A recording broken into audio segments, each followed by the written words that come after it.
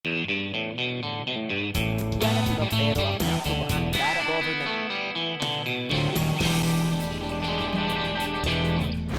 Isa sa mga nakaka-inspire na kwento ng digmaan sa Laguna ay ang Mabitak. Ako po si Kuya F at samahan ninyo ako sa isa sa mga matagumpay na pakikibaka ng mga Pilipino.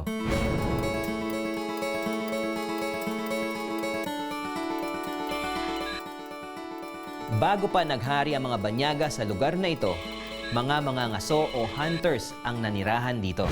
Mula sa salitang mabitag ang pangalan ng bayan. Hirap pa mga Kastila na banggitin ang letrang G sa salitang mabitag na ang ibig sabihin ay patibong, kaya't ang laging nabibigkas ay mabitak.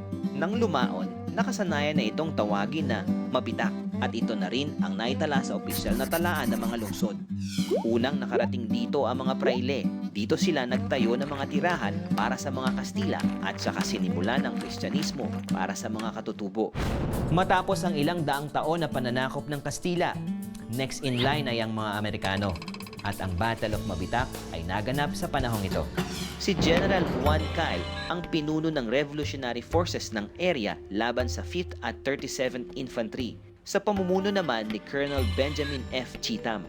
Sa Mabitak, nagtayo ng Philippine flag si General Kyle bilang mensahe ng paglaban kay Colonel Cheatham.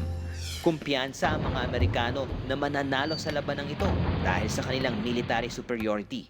Pero ang mga Pilipino ang tinatawag nilang Master of Terrain at Guerrilla Tactics. Sa huli, Pilipino ang nagwagi sa labanan at tuluyang nilisan ng mga Amerikano ang Mabitak.